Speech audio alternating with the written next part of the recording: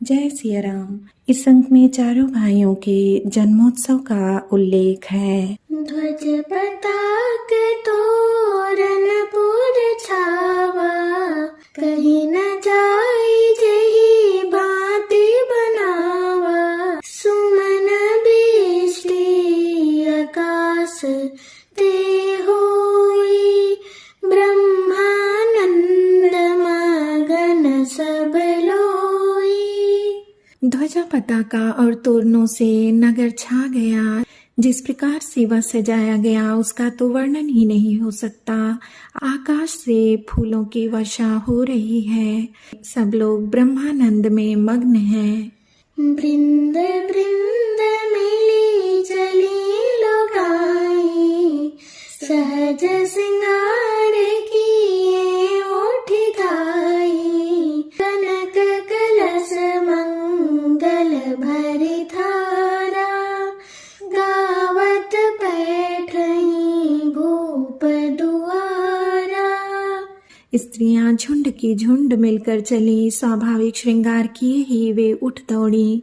सोने का कलश लेकर और थालों में मंगल द्रव्य भरकर गाती हुई राजद्वार में प्रवेश करती हैं। करियारती छावर करही, बार बार शिशु चरणन परही। मागध सूत बंदी गण गायक, पावन गुण गावई रघुनायक।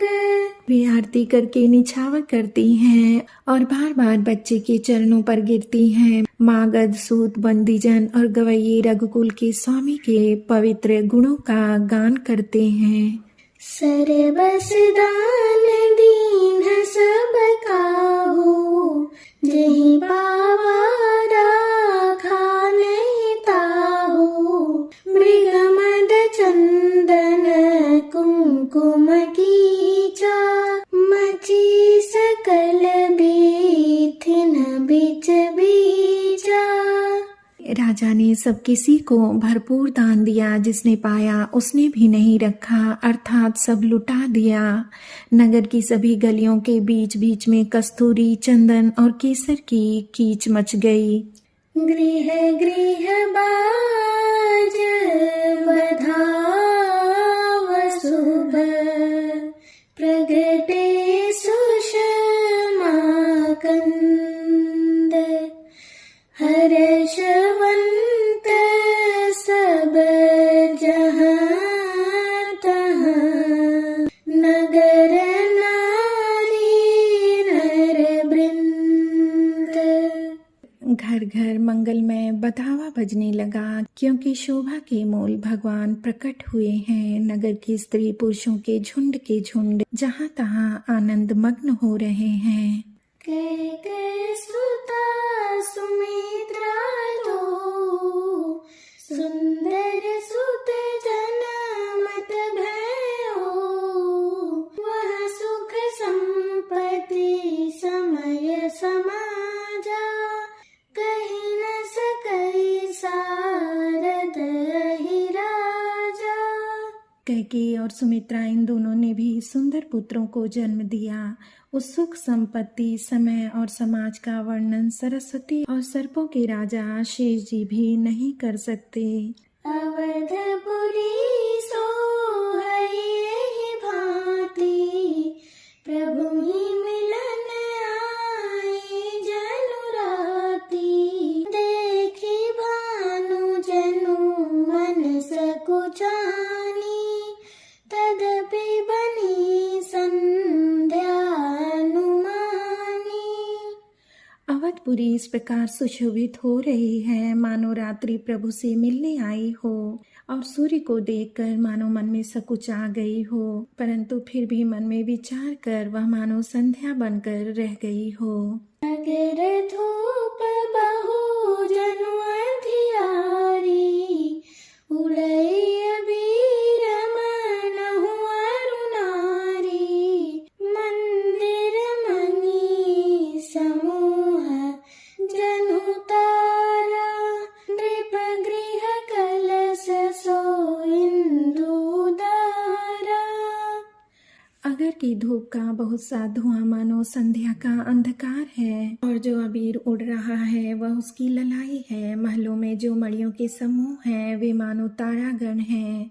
राजमहल का जो कलश है वही मानो श्रेष्ठ चंद्रमा है। भवन भेद ध्वनि अति मृदु बानी, जनु खग मुखर समय जनु सानी।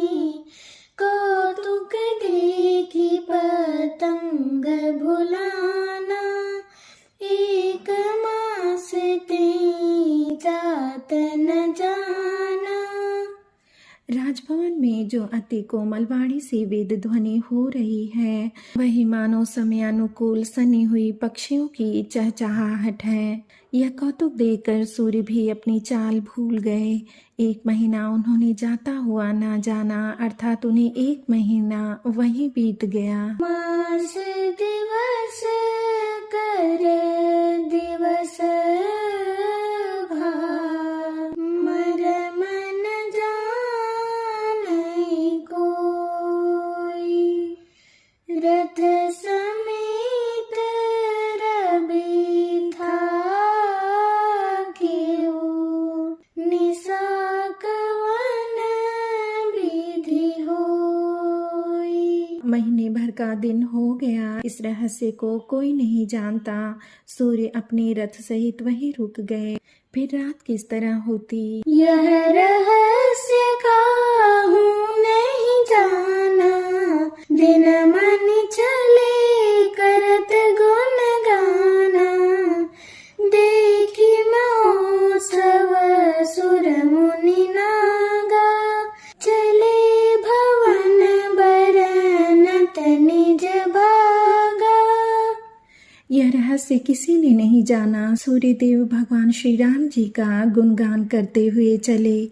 यह महोत्सव देखकर देवता मुनि और नाग अपने भाग्य की सराहना करते हुए अपने अपने घर चले। और एक कहूँ निज चोरी, सुनु गिरि जाति दृढ़ मति तोरी। काक भुसुंडी संग हम दो, मनुज रूप जानई नहीं को।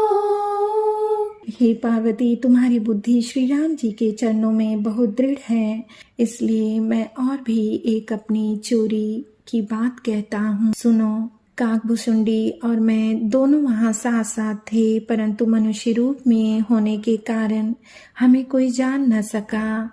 परमानंद प्रेम सुख फूले, बीति न फिरहि मगन मन भूले।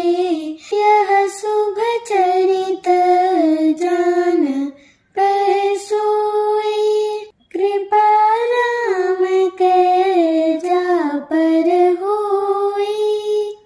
परम आनंद और प्रेम के सुख में फूले हुए हम दोनों मगन मन से गलियों में तन मन की सुधि भूले हुए फिरते थे, परंतु यह शुभ चरित्र वही जान सकता है जिस पर श्री राम जी की कृपा हो।